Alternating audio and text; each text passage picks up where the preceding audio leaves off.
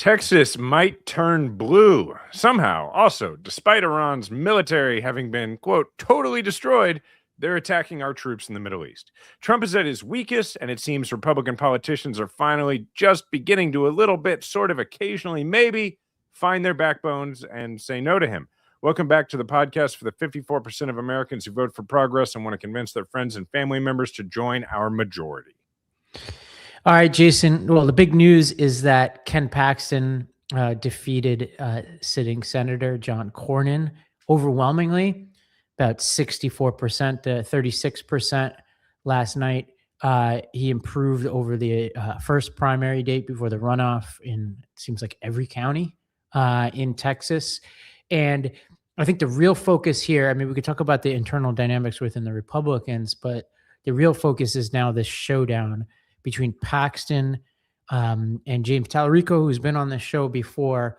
And let's get right into the contours of this race, starting with Paxton's victory speech, where he previewed his line of attack.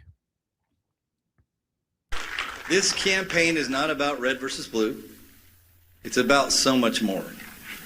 My opponent is the most extreme radical the Democrats have ever nominated. He's even running a vegan campaign, whatever that is.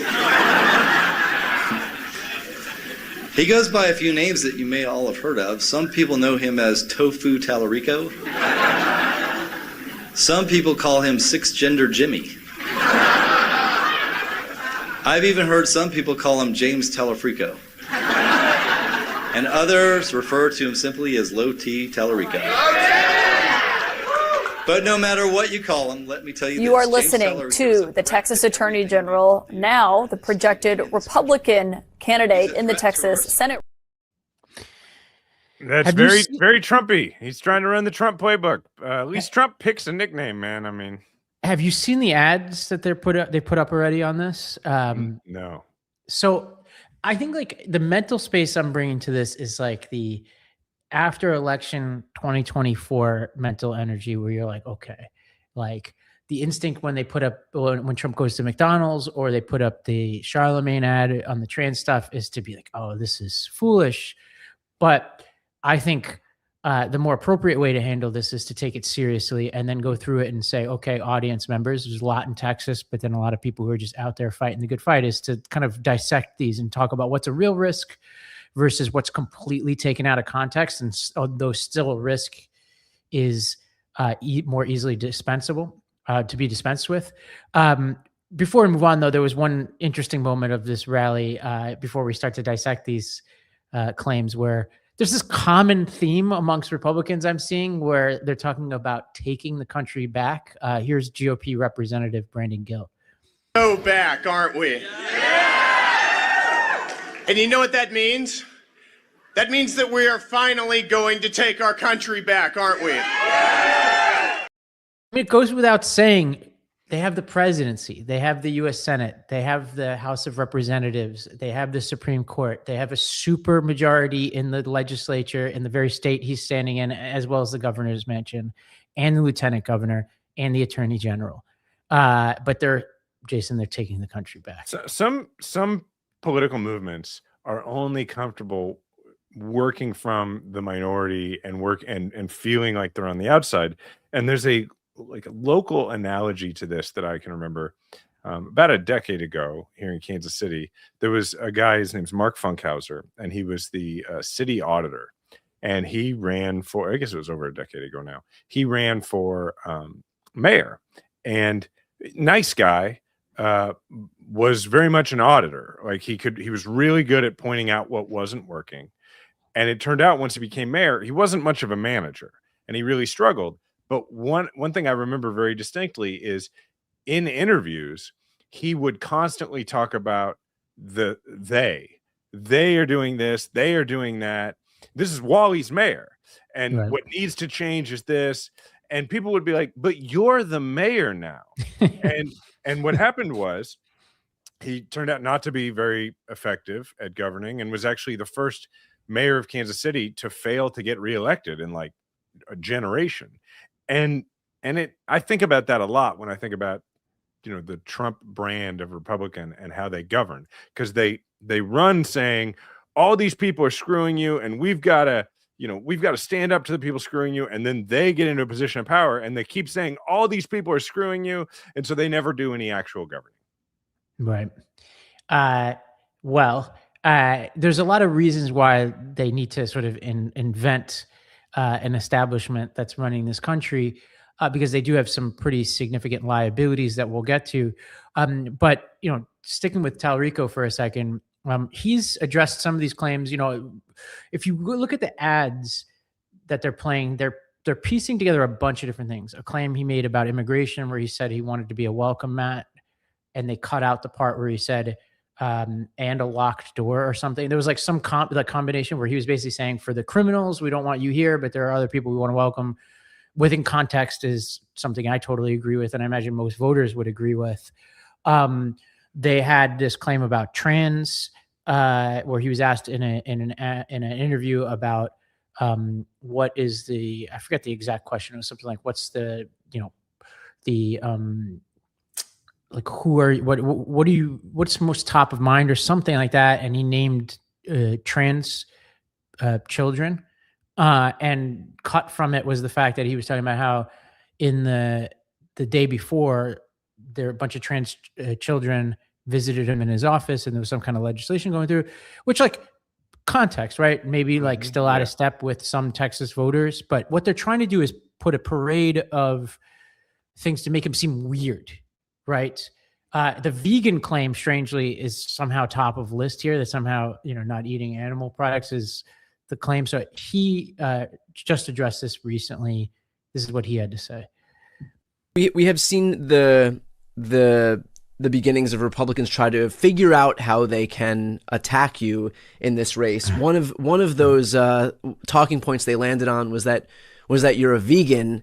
Can I just have your reaction to that? Because I have seen a non-zero number of photos of you eating barbecue down in Texas. That's right.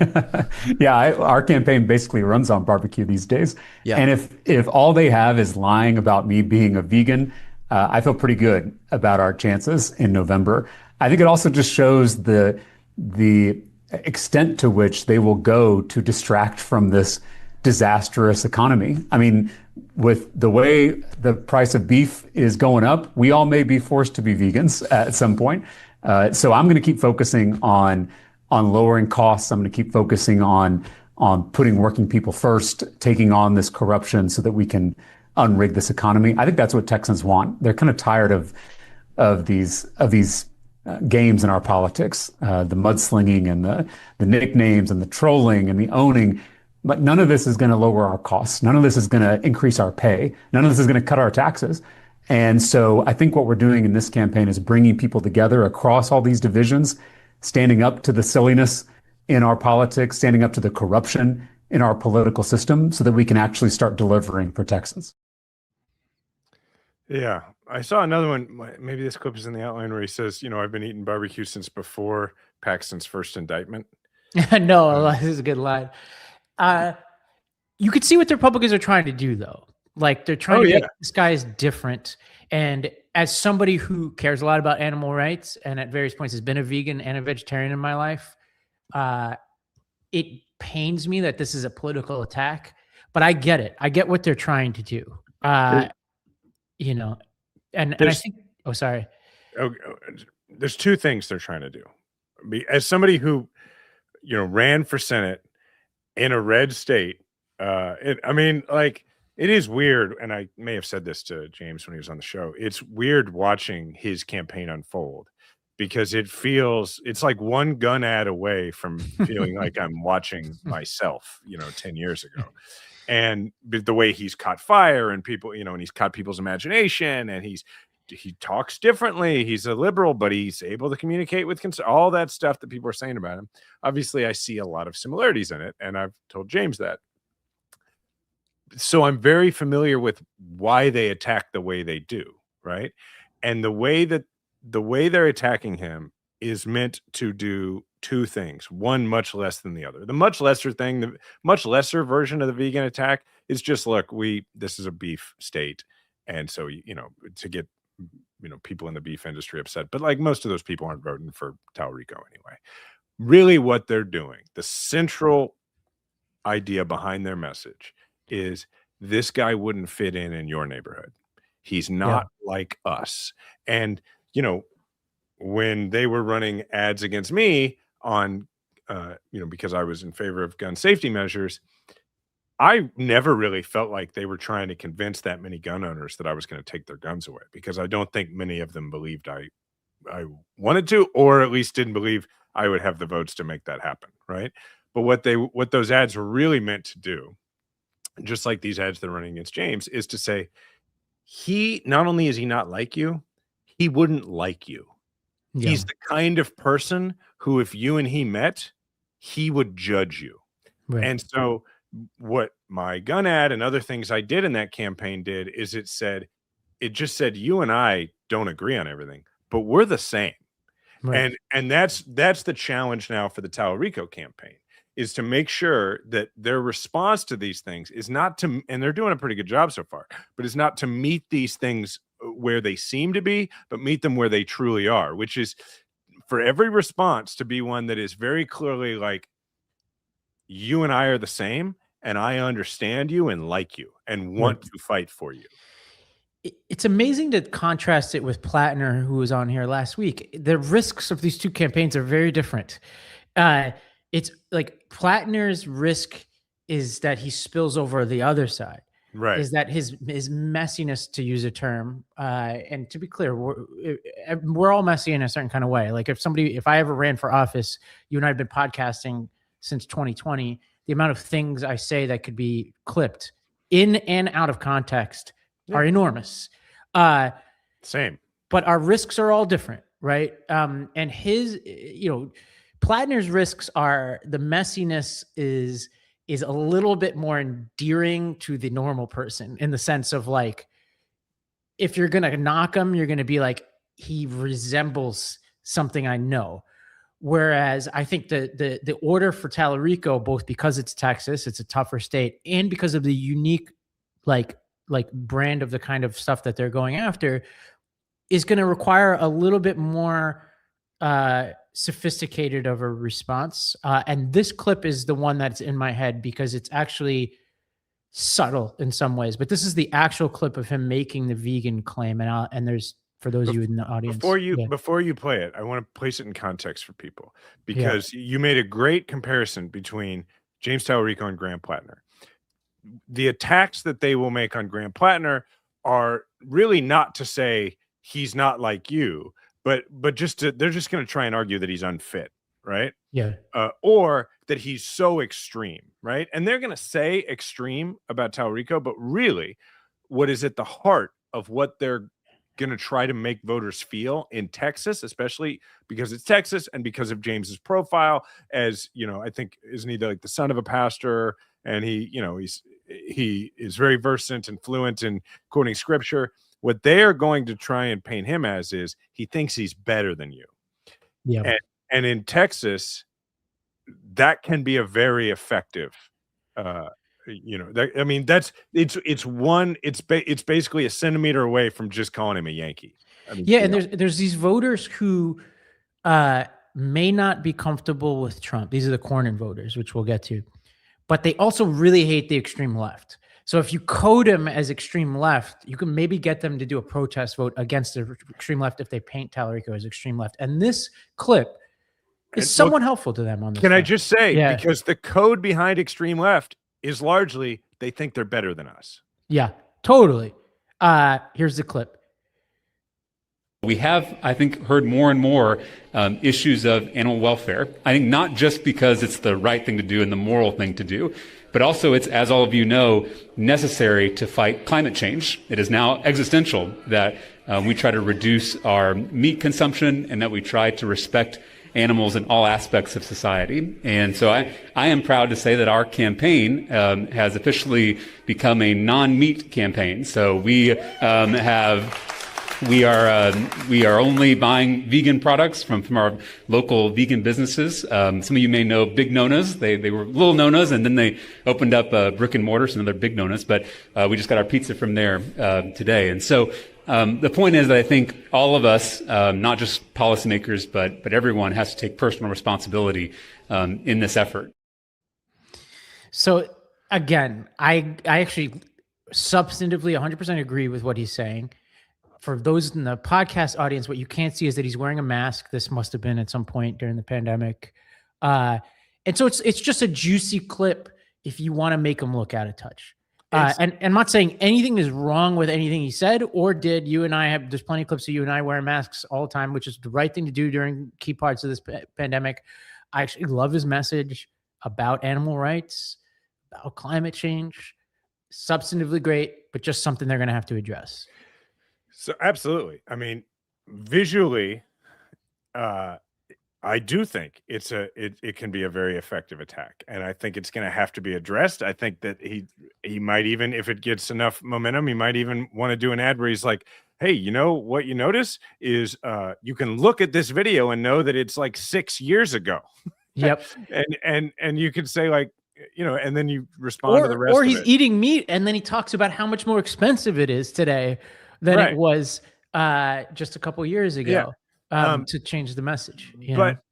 But this is, so for me, when I ran for Secretary of State in 2012, just to give people an idea of the politics of Missouri at the time, and that despite this, I won, and also the way everybody's opinions have changed about people like Barack Obama, the clip they ran of me over and over and over again was a clip of me right after I got elected to the state legislature in 2008, giving an interview where somebody's like, "Do you believe in," because Obama had just been elected president. They're like, "Do you believe in Barack Obama?" And I was like, "Yeah, absolutely. I believe in President Obama." Or I believe in Barack Obama, you know, and they ran that over and over again. And personally, I thought that was really funny because I was like, the way they ran it, it sounded like I was saying I believe in some fictitious figure. And that was the scandal. But I almost lost. It was very effective. And I think visually in Texas, an ad where you're wearing a mask, talking about a vegan campaign, I can see where it can be effective and it has to be responded to. But the other thing I would say about this is that he's running for the U.S. Senate in what is likely going to be a very Democratic year. And increasingly, voters are really mostly not taking into account the person. They're mostly taking into account basically the party. I mean, a Senate election in this country in 2026 is about as close as we're going to get probably to an up or down, pick R or pick D. Yeah. And that is very much in Talarico's favor right now. Whether that, you know, you're still running in Texas, but this is the shot. This is the chance. For sure. You know, Trump rolled out a nickname, which he'd already used for Mayor Pete, Alfred E. Newman, which is dated. Not a very good nickname. Very dated. And in his tweet is all the attacks, right? You know, there was, you know, among the other clips that they're circulating is where Talarico said, you know, I think God is non-binary or whatever. So these are all clips that they're just putting together, and they're going after him. Which, by the way, like, can we talk about that for a second? I mean, like, I understand that, you know, there's a him or a he pronoun and, you know, throughout scripture and everything. I'd be very interested to know, like, if there's a poll out there that polls Americans, you know, like Americans who are believers, do they think of God as a male or female, or do they believe God? Now, the issue is using the term non-binary because it sounds like this like woke way of speaking. It sounds like you're in a seminar, you know. Exactly. Yeah, I get that part, but like, I actually think that's pretty defensible, and I just think, like, if I were him, I might say, like, yeah, I don't think of God as being so imperfect as to be a man or a woman specifically, you know, like. Everything has to be offense in the end, right? You have to take all these things, and he's doing this. Like, we're not giving any advice here that it doesn't seem like he. No, they're doing a great job so far.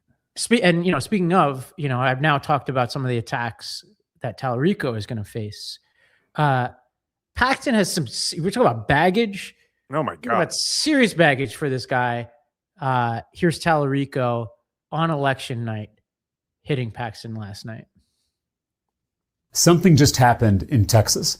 The most corrupt politician in America just became the Republican nominee for the United States Senate. 3 years ago, Ken Paxton was impeached by his own party for using his public office to enrich himself and his donors at the expense of the people. That kind of corruption is the rot at the core of this broken system. It's why we can't afford anything. It's why we can't get ahead no matter how hard we work. For 50 years, mega donors and their puppet politicians like Ken Paxton have stolen from us with their bribes, their bailouts, and their billionaire tax breaks. Ken Paxton has gotten away with it. They've all gotten away with it. But that ends this year, in this state, in this race. If we, the people, can come together to defeat the most corrupt politician in America, we can defeat this entire corrupt system. We can start unrigging this economy. We can start raising our pay, cutting our taxes, lowering our costs. We can finally get ahead. It's time to come together. The people versus Ken Paxton. Okay, I love this so much. And let me say why I love this. Because here is the struggle. Here's like the wrestling match that is happening in this campaign for the Talarico campaign, right? Which is James Talarico is a perfect candidate for this moment for this reason. He is so squeaky clean that, as he has stated, the only thing they have is pretending he's a vegan, okay? And, you know, whatever, pretending he's a vegan and whatever these other like attacks are, right? He's not even pretending he's a vegan. I think it's that his campaign. Well, no, they're just saying he's a vegan. Yeah, right? yeah, So they're pretending he's. That's them making that up. They're making up the idea because he's never said he was vegan, right? Not that I understand. Yeah. Yeah. So they're just going to say he's a vegan. They're going to say all these other things, right? Because he's so young, he hasn't had the opportunity to do things that are scandalous. Perhaps he will in his life, but he hasn't. For me, in my campaign, you know, I was a young veteran whose main issue had been campaign and ethics reform. So what did they do? They harped on the fact that I had been born and grown up a few miles across the state line in the Kansas City area in Kansas. So they literally like had a Jayhawk follow me around on the campaign trail, which was a very weak attack, but it's because I was very young and there just wasn't much they could do. So the double-edged sword of that and what they're trying to do, as I've said, is they're trying to turn he seems like a good guy into he's a goody two-shoes and he thinks he's better than you. And so that's why the people versus Ken Paxton is brilliant, because the entire objective of the MAGA world right now is to make James Talarico an inaccessible, thinks he's better than you person. But when it is not James Talarico versus Ken Paxton, but the people versus Ken Paxton, now we're all on the same side of the table and he's your avatar. And that's a very different thing. And I think it's a really smart approach. Yeah, and they tweeted out last night from Talarico's headquarters. He tweeted out the mugshot from Ken Paxton. He was indicted on 3 felony counts for investment fraud that they pointed out. He was reported to the FBI by his own staff for bribery. He was impeached by his own party for corruption. I was going to play this clip, but we don't need to play it. He said that regarding Paxton. Play it. Play it? Yeah. Okay, yeah, here's a line. He's got some good lines. This is another line that he threw out there. It is about how you treat other people. Matthew 25 is people who haven't read their Bible in a while. You're not thinking of Ken Paxton. He's Attorney General. Yeah, well, you know, he follows the 10 commandments rather than the 10 commandments. But, you know, Matthew 25 tells us exactly how we're going to be judged and how we're going to be saved. By feeding the hungry, by healing the sick, by welcoming the stranger, which is more timely now than it's ever been before. Yeah. So what's smart about this and where they have to be careful is, obviously in Texas, being able to speak and sound and truly, you know, understand and live within the evangelical rhetoric the way James can, because it's how he's been raised, is really advantageous with a certain generation and with a certain kind of voter. But when we think about who the swing voter has become, in large part, ever since 2016, it's working class people who may not go to church, who they have tattoos, they've lived lives that are not all that squeaky clean because they're normal people. Right. That's clearly what the MAGA side sees, is like there is a generation of voter, like older people, who are going to look at him the way a lot of older people looked at me back then, which is to go, he's just a nice boy. I think he's a nice young man. And for those people, of those voters who are persuadable to vote for a Democrat, James is in an excellent position to get them.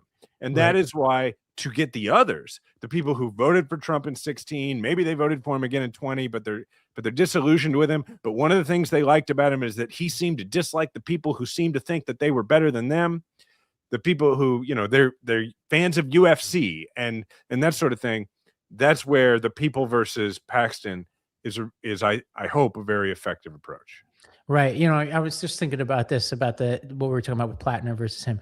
It's like Talarico is a front of the class guy. Plattner's a back of the class type of guy. Very different dynamics. Yes. And there's a financial component to this. Cornyn is a heavy hitting fundraiser. Has run all the different PACs at various points for Republicans. I think at one point chaired the RSCC. They weren't planning the Senate committee spending in this race, and the New York Times is reporting that they may have to divert as much as $100 million to save the seat, and they might have to go to Trump and his $350 million in super PAC for this. Talarico has raised a lot of money. He's raised $27 million in the first quarter. Which used to be like presidential level dollars. He's going to need every cent. He's going to need more than that. Everybody listening, if you've got some dollars to pony up, a good way to spend is to send it right to his campaign. But he's got some good clips himself to play, other than all the stuff about the arrest of Paxton and all that. Paxton also had, I think, multiple allegations of being unfaithful to his wife. There was some recent story adding more detail to that was in the Daily Mail, so I'm not going to mention here because I'm not exactly sure about the validity and all that. But there's just a lot simmering there around Paxton. He just seems like a slimy character. Tom Tillis, Republican senator from North Carolina, jumped in with a fairly barbed comment about Paxton. And to call Paxton ethically challenged is to call Jeffrey Dahmer suffering from an eating disorder. This guy is an empty suit and will do us no service by being in the U.S. Congress. I hope that Texans realize how tough John Cornyn is, how pro-Second Amendment he is, how pro-limited government he is, how pro-America First he is. And when they go to the polls on Tuesday, I hope that they know that they've got a great American who deserves re-election, and the other guy is going to be nothing but an anchor on our conference for as long as he's in the U.S. Senate. Let me tell you who's voting for James Talarico, whether he'll never admit it, is Cornyn. And I can promise you that, because without naming any names, I had the experience of going through races like this and then getting message like running into people who had always been Republican elected officials who had campaigned with my opponents, who would privately pull me aside and say, I voted for you. Like, it happens. So if you're thinking about this, right? Somebody tweeted out, and I forget who this was, so I apologize for not crediting it, but they're saying, like, I don't know if Talarico's going to win, but everything that needed to happen to get him to a position to win has happened now. And we could say for relative certainty that Talarico will get all the Democratic votes. And now the question is the independents, and then the Cornyn votes are now up for grabs. And that gives us a lot of people to go after. 36% of the primary electorate voted for Cornyn. And the question is, who are these people and what do they care about? CNN interviewed two very different types of GOP voters that both took note of Trump's endorsement, but in very different ways. I was torn because I was going to go with Cornyn. Mm-hmm. But then Trump backed, and I like who he backs, and so I went Republican. So the president's endorsement was the deciding factor for you? Yeah. It was. I made one vote, and that was for Cornyn. And why is that? Primarily because he's not supported by Trump. Oh, so President Trump's decision to endorse Paxton went against Absolutely. him. And why is that? I think he's ruined my Republican Party. I think he's divided America. I think he's bad news. And I still lean Republican, so I voted for Cornyn. Can I just say, like, we spend all this time talking about politics, and anybody who listens to this show, I had the same thought. I know anybody who listens to this show spends a lot of time thinking about politics, and it's important to remember that the average voter doesn't spend anywhere near the amount of time you who is listening to this show thinks about it. And evidence for that is that the first woman in that clip is clearly engaged enough to vote in a primary, which not all voters do. I don't vote in a primary. Like, and I do podcasts about politics every week. Yeah, and so you missed some of them, right? So yes. so this woman is her life is such that, like, Cornyn's been her senator for a long time. She can't remember his name, which is not a knock on her. That's just what it is. You know, that's the luxury of being an American. You don't have to. And, like, here she is. She's like a lady in a Beatles shirt. The Beatles stood for all sorts of things. And she's like, well, I just back anybody Trump backs, because people are just out there living their lives. Yeah. And that's why at the end of the day, that's what I mean when one of the biggest issues in this race is just going to be, do people look at James Talarico and think, does he care about people like me? And I think that if he passes that test with enough people, which I think he has a real chance to do, then I think he's going to be the senator from Texas.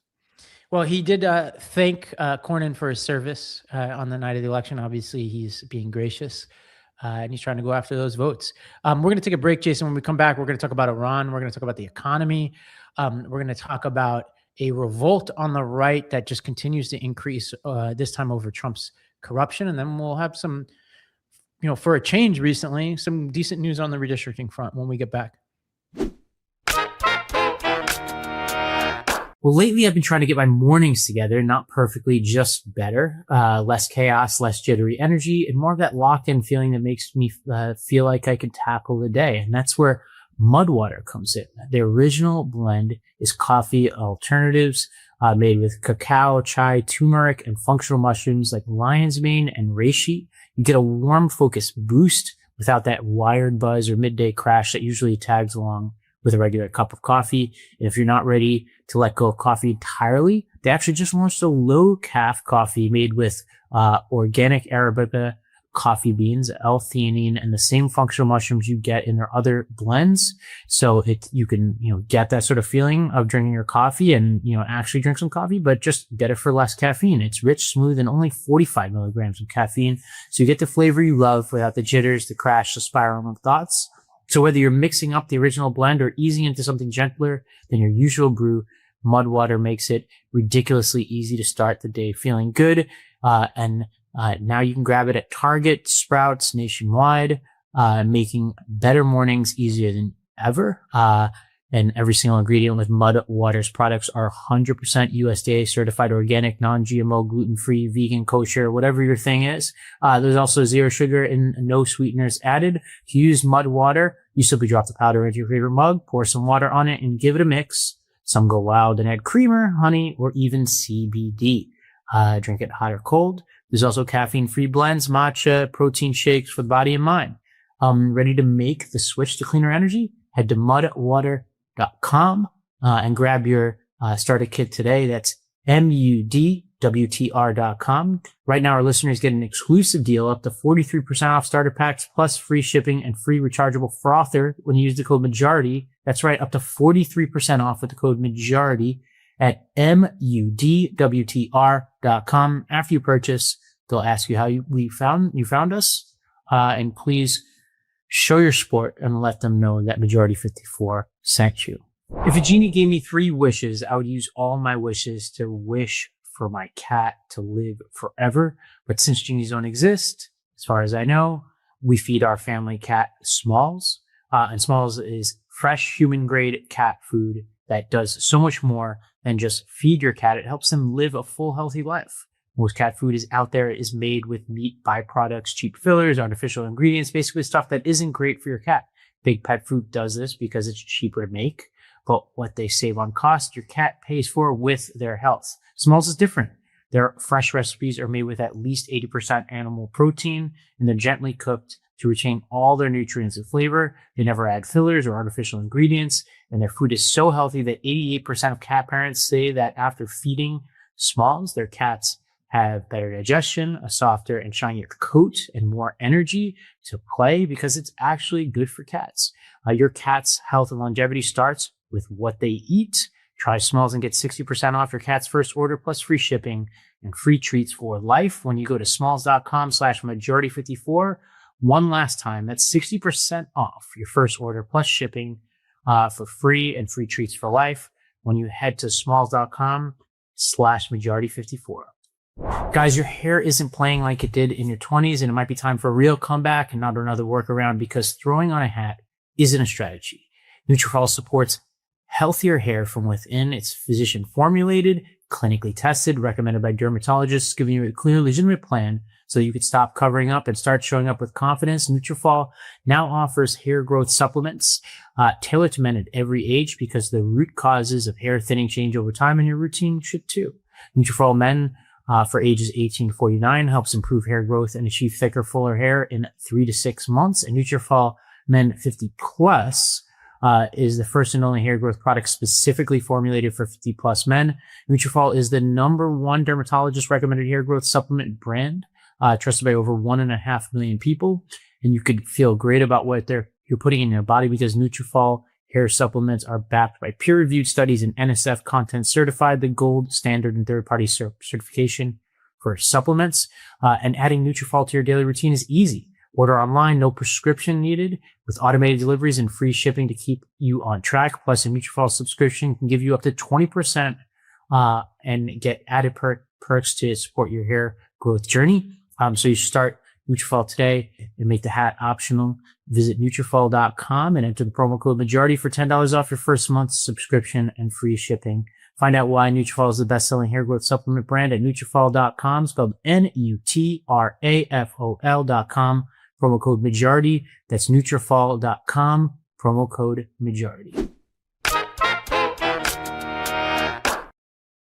Well, one thing I just saw during the break, Jason, relevant to what we just talked about and very interesting, is that Talarico did an interview with CBS News that I think just came out in the past couple hours, where he actually addressed the God is non-binary comment, and he said it missed the mark. He said there are some statements that I've made that I certainly regret. He added that Ken Paxton is intentionally clipping my cringy comments to distract from his career of corruption. It's an interesting strategy, and I generally agree with it, because I think especially if you're a front of Plattner, I think Plattner types can get away with just being like chaotic energy, being like whether you said it or you're not, keep going. Get your people fired up. It's about corruption, and just keep pushing. Whereas I think if you're as buttoned up as Talarico, it's on brand to just be like, yeah, I shouldn't have said that. Now, I'm not saying that there's anything wrong with the comment, again, for people listening. I'm saying that when you've got the assignment that Talarico has, being early to say this, I think is an implementation of one of the lessons that Harris and her campaign did not take when the Charlemagne ads and all that. There was not enough clear early statements to be like, you know what? I said and did some things while I was in California politics that I don't believe today. Move on. Her interview answers were not clear enough early in that campaign. And, clarifying them doesn't erase the risk, but it certainly helps you move forward. There's a similarity to the way Talarico is handling the situation to the way Plattner has, but there's also a big distinction in the situation they're in. So the similarity is that all the online comments, the tattoo, all that stuff from the very beginning, Plattner has had a really simple response, and for the most part, which is, I don't feel that way anymore, right? I mean, which is very similar to what Talarico is doing here, right? Which is just, I regret saying that, right?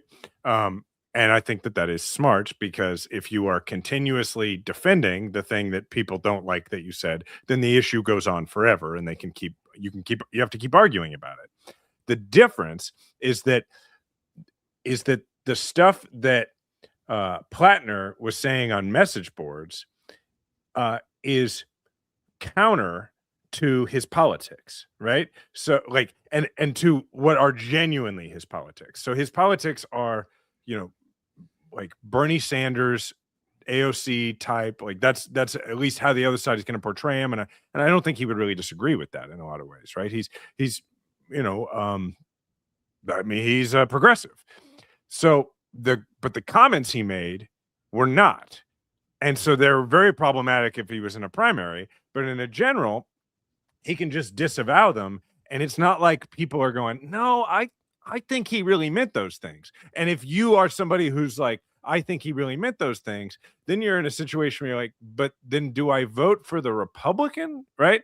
So that's a different position. Whereas Talarico is in a position of the things that they're trying to hang on him are progressive things to say.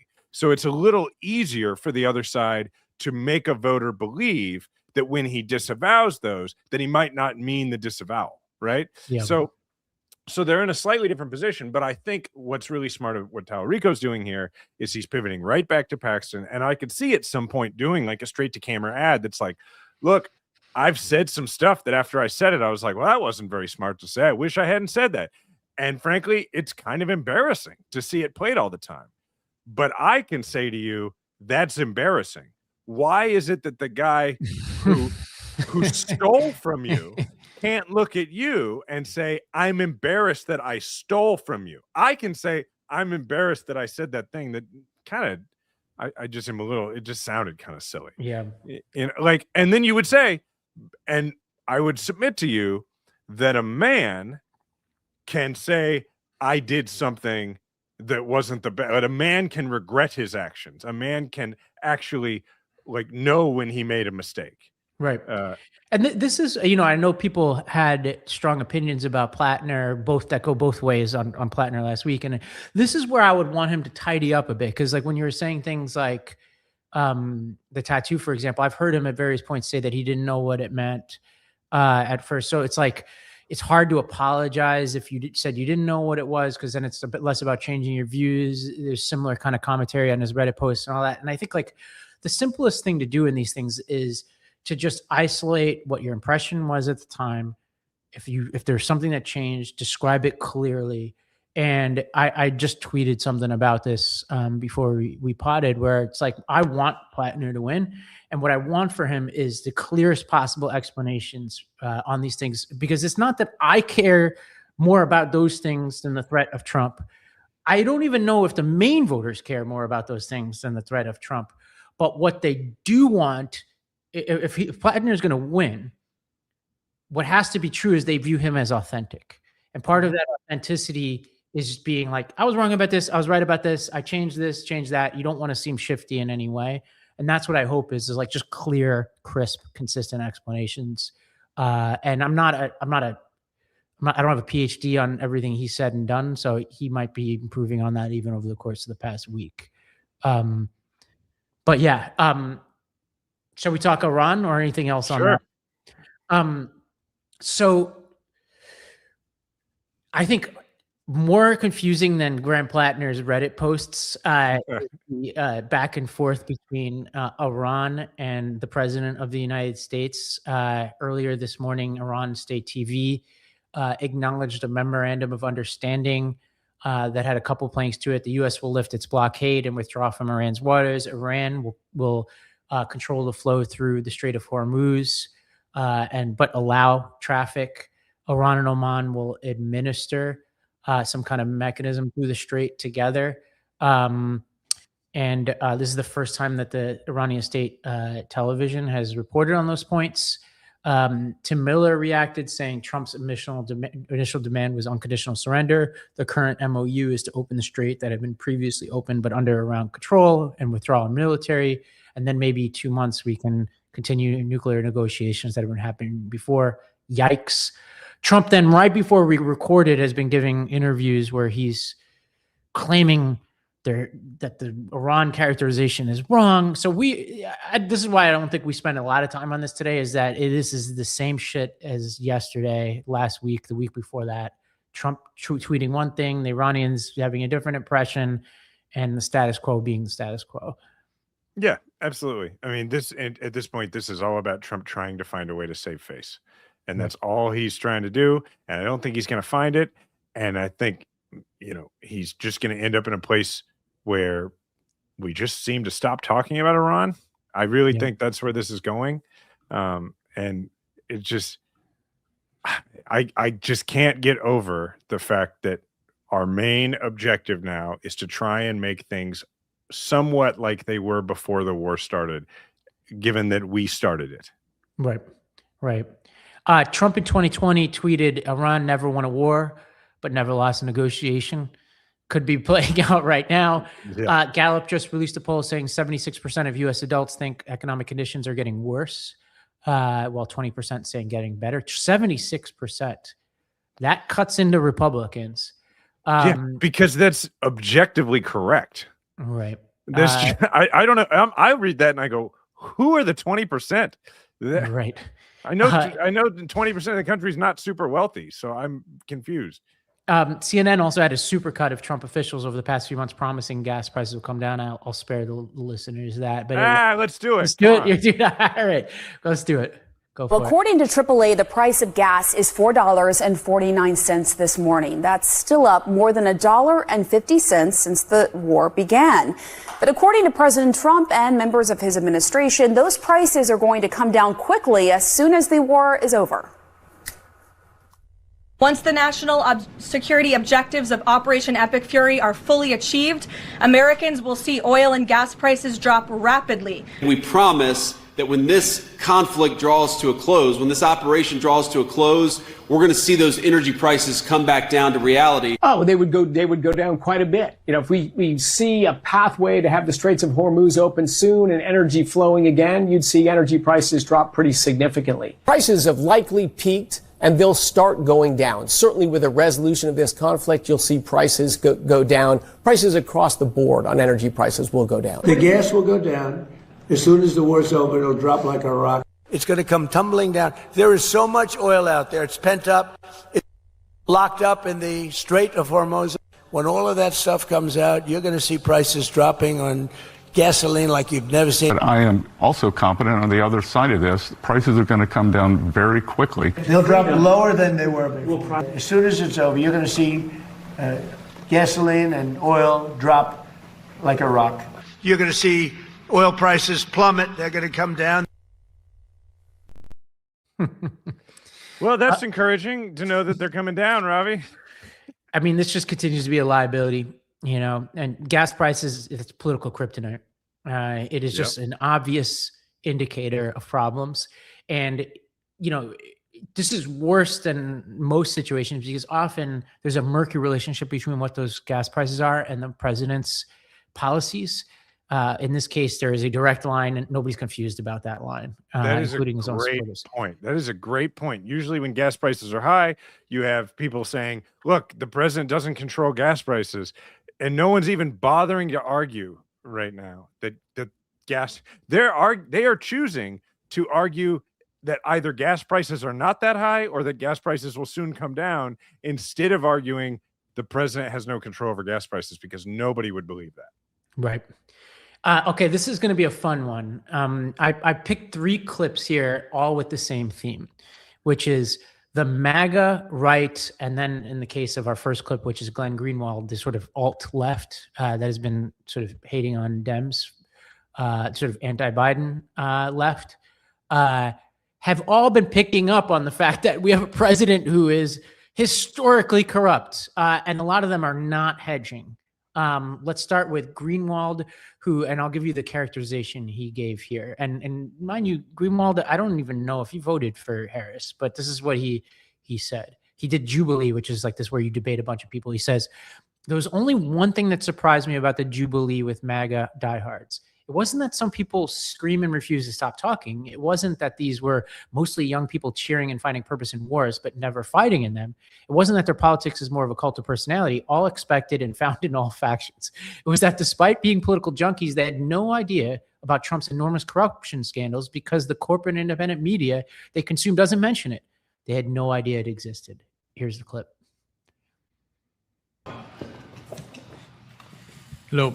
Hello there. There's so many things I could talk for hours on end.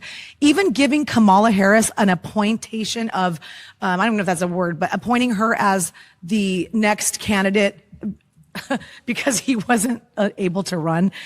You're America first, right? That's what you're saying, right? Okay, so do you agree that it was corrupt? So I'm somebody who believes that there was a lot of corruption in the Biden administration. My claim is not that the Biden administration was free of meaningful corruption. It had a lot of corruption. My claim is that the Trump administration has a lot more corruption. And we can talk about what those financial deals are. Please. Okay, well, I'll just give you one example. Okay. Jared Kushner, who's now running Middle East foreign policy and negotiating Middle East policy for Donald Trump, his son-in-law. And doing a great job. Right before he was put into that position just a year or so earlier, he created a hedge fund, and the number one investor were the Saudis, who invested $2 billion in Jared Kushner's fund, both as a reward for a job well done, for the service that the Trump administration in the first term gave to the Saudis, and also for making sure that the Saudis' interests are protected. It's basically a bribe directly to the Trump family. The Trump family created a crypto company called World Liberty Financial, 49% of which is now owned by the United Arab Emirates. We've heard so much here about how important the UAE is, about how Saudi Arabia is, and they're funneling gigantic sums of money directly to the Trump family. Okay, but look at, I just want to interject a little bit, because look at Nancy Pelosi, look at all the inside trading. I agree with you completely. It goes way beyond that. No, that's so not both way beyond sides that. do it. Is it right? No, but Biden administration and all of the people on the Democratic side are doing it so much worse on such a larger scale. It's affecting America. I worked a lot on the Hunter Biden corruption case, principally that he got $50,000 a month from a company in Ukraine called Burisma when Vice President Biden had immense influence in Ukraine. It was way more than that. And as Andy McCarthy said, who's a longtime Republican conservative prosecutor, in order to talk about or compare the corruption, similar corruption by the Trump sons and by Jared Kushner, you have to add 2 zeros to the amounts. And I think that's what the concern is. Biden was so corrupt. We gotta move on. Thank you. You've been voted out. I could not do what he just did. Honestly, I've never been a Greenwald fan. I could not be that crisp. That answer, that is just as efficient as I've ever seen. You know, very calm, very calm, incredible. I mean, even when he's pushed on the number, the fact that he had this line that you just add 2 zeros and he quoted Andrew McCarthy. I mean, good job. I mean, that is crisp. Now, here's one that's a bit of a shocker. You might not be shocked by this, but I thought the lack of hedging in this clip shocked me. This is Megyn Kelly on the corruption. I have to be honest. I didn't expect the corruption to be quite as, widespread as it's been, and like the self-dealing and the lining of his and his family's pockets. Like that's been a little shocking. Talking and billions I just of dollars. didn't expect Trump to be so disrespectful of his base. Right. Well, you know what, Megan? I got to push back a little bit because Trump didn't take a salary while he's president. So I don't know what you're talking about. Right. I mean, you look at like across the board of the Trump family. I've never seen a family get so rich off of a presidency. Right. And it happened at the same time as we now have a Supreme Court ruling that basically says any official act he takes while in the White House is protected. Right. And those two things are, seem to be giving him some sort of a hall pass that could very much get abused. I don't want to, say he's crossed the line legally because I actually haven't taken a close look at that. But, he's done a lot that pushes it right up to the line. And I just don't think we want our presidents or their families getting rich off of the presidency. And I really want to know more about all these trades that are happening on Iran right before he makes the announcements. Like, this is not the way it's supposed to be. Even one of those would have caused a massive scandal 12, 13 years ago. We shouldn't be so far afield that like these obvious ethical questions get skirted past with just a shoulder shrug, because it does matter. I've said it on here before, but all of these folks who have these shows, they have their own constituency and they see where that constituency is going. And they're skating to where the puck is, right? I mean, that people are moving past Trump. They're moving on. They understand he's on his way out. And the other thing is politically, Republicans want to keep the Republican brand afloat. And they recognize that though Trump built the current Republican brand, he's currently poking holes in the bottom of the boat. So they want to kick him the heck out of there so that they can start patching up those holes. And they're just in a very big hurry to do that, to make people feel like, well, I'm a Republican, but Trump, that's a different thing, because as I've said for a long time, we're, I don't know how many years in the future, it's not that many, people are going to talk about Donald Trump the way they talk about the Iran war, or the Iraq war, it's just a thing that happened, and nobody seems to be able to find anybody who was for it at the time. Just happened. It's so weird. Right. And that's one of the things I love about Majority 54. We're just here to piss off you as the audience. Yeah. We don't pander to you, except you, Baker from Kansas. I pander to you now every day. I love you. I hope you're still around listening. We're both bakers now. I've now entered your trade, so it's a sign of huge respect. I can't claim I've baked anything yet. She came to the event, remember, in St. Louis? I do remember. That was a highlight of my year. Rogan jumped in here. Now, I wouldn't say the tenor of this is as serious as it should be, but it's something. Here's Rogan. He's made a fortune. He's made a fortune in this. They made a term. settlement with the IRS. I think that's why a lot of it came out recently. But like, he can't be charged with anything, or they can't be. The latest thing is that he and his kids and his company cannot be audited. Oh, that's cool. That is cool. Yeah. How did that? That's my settlement. What was the settlement? What was the IRS being sued for? What was the accusation? It was for the leak of his tax returns. Okay, so the IRS leaked his tax returns? He said they were reckless and settlement of his $10 billion lawsuit. 2018 leak of his tax returns to New York Times in the U.S. is forever barred and precluded from examining or prosecuting Trump, his sons, and the Trump Organization's current tax filings, according to a one-page document released Tuesday. That is so crazy. Imagine like somebody accused you of murder. Yeah. And it turns out you weren't guilty of that murder, and then you sue them. And you go, you can never prosecute me for murder again. And then you just go straight Uday Hussein. Yeah. And they're like, it's cool. Yeah. I mean, it's a pretty good analogy, actually. Yeah, I mean, this is progress, right? This is progress. Yeah, it is. Take it. Speaking of progress, we got two good pieces of news on the redistricting front. One is that a federal panel of federal judges rejected Alabama's new voting map. Now it will go back to the Supreme Court. It had been remanded back to this federal court by the Supreme Court for reconsideration. And now I guess the Supreme Court will rule on it again. I never have high hopes and certainly don't understand the procedural issues here. We also got, this one seems way more promising, that the South Carolina State Senate blocked new maps. And the state senator, sort of, I guess the key state senator here is a gentleman named Richard Cash, great name, said, I can no longer support the passage of this bill for one simple reason. South Carolina citizens are going to the polls today. It's a good reason. So I think that one's a done deal, which means that Clyburn's seat is safe for this cycle. It just goes to show you that power comes from, in American politics, power comes largely from popularity and from momentum. And you have to win in order for people to want to follow you. And Trump is not currently winning. Yep. Well, one for us, Jason. What's happening in your world? This week, I took Bella to her first Royals game, and that was super fun. And then the day after, did she get it?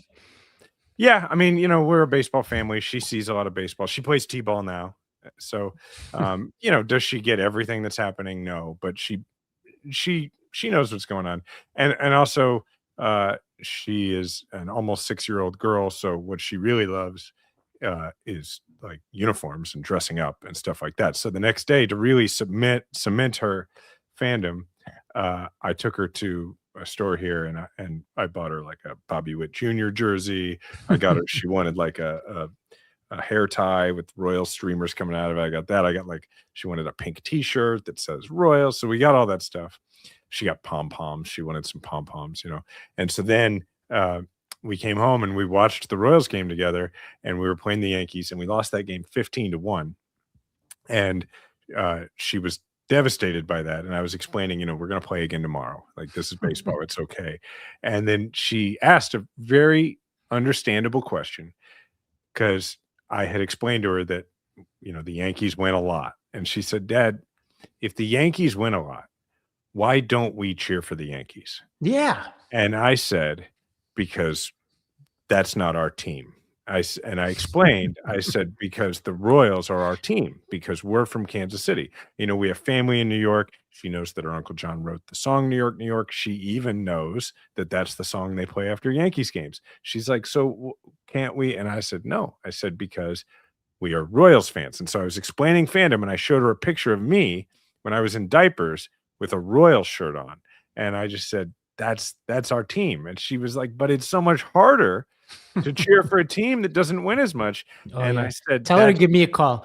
Tell her right, she needs reinforcing. And so, but I just explained, I said, but the great thing is, like, whether they win or whether they lose, that's our team. And I told her, I said, you know, when you go to your brother's games, he doesn't always win, but you never cheer for the other team, right? And she's like, well, right. I said, because that's your brother. And she's like, yeah. I said, and that's how it is. That's our team. And she was like, okay, I hate the Yankees. And I said, that's a good girl. Amazing. On my front, so I'm in New York now, and I've been like curating like my fitness in the Lower East Side. And this guy sets up in this concrete park, he sets up a tennis court.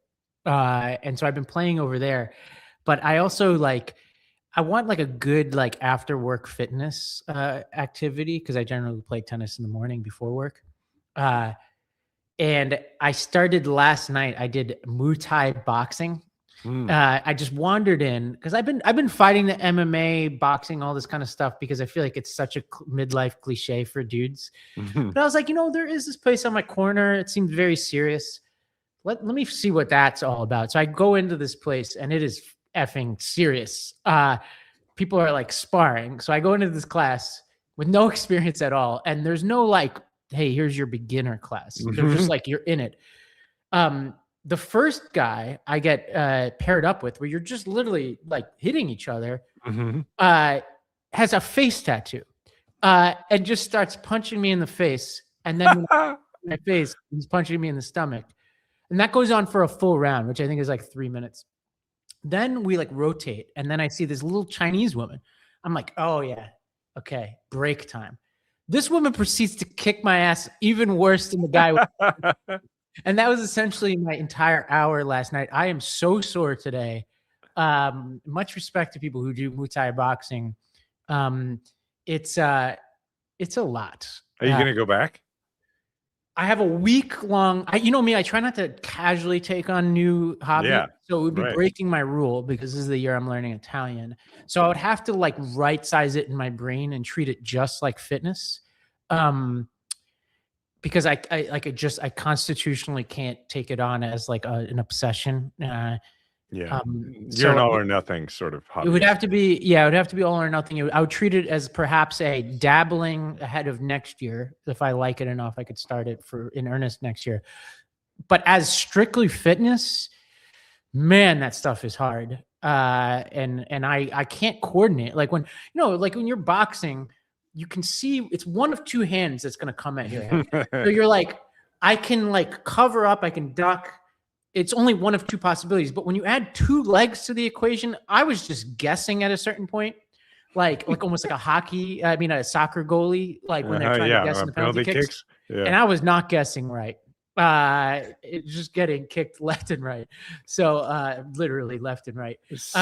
So yeah, that was my moment yesterday. So that's funny. Along those lines, last week, Diane. So context, two pieces of context for this story. When I was deployed back in 06, 07, Diana took up Krav Maga, like MMA, and she actually got to the point she was actually going to fight. She was going to like actually go into the ring and do real fights, but ended up just sparring and keeping it at that. It was what she did for fitness for a couple of years. And then the other piece of context is True is turning 13 in September, and which would mean we're Jewish. It could mean he could have a bar mitzvah, and he's not. We're not like super observant, and he's not that interested in like a full on bar mitzvah. And we have a tendency to just do things differently. Diana has got a different version of Hanukkah. We just sort of put our own spin on things. So Diana decided that his version of our bar mitzvah could be, if he's quote unquote becoming a man, he needs to learn a bunch of manly things. And so there's stuff like how to change a tire. There's a bunch of meals he needs to learn how to cook. He's, expected to pay attention to the news this summer and, talk to us about it. He's got to pick like a charitable cause he cares about and he volunteers, all that kind of stuff. But one of them, and sort of the crowning feat that he has to accomplish, is he's learning Krav Maga. He's going to classes with his mom. It started last week. And at the end of the summer, at his birthday party, in our backyard, presumably, he will fight his mom. Oh my God, really? Yeah. And so he went to his first class. And I think knowing Diana, she's not going to take it easy on him either. Right. And his and they're about the same size now. He's creeping up on her pretty fast. And because she's not very big. And so at his first class, I think he went in there like, this is a mom thing, kind of lame. And it was just like your experience. He was getting, he was like, can I spar with my mom? And they're like, no. So he's like holding the pad and he's getting kicked by this massive guy. And I guess he loved it. And so he came home and he's like, Dad, try to choke me. And I'm like, no, I'm good. Thanks. But so then I was in the truck with him and his buddies the other day when we were driving somewhere, and he was telling his friends about what's going to happen at the birthday party later this summer.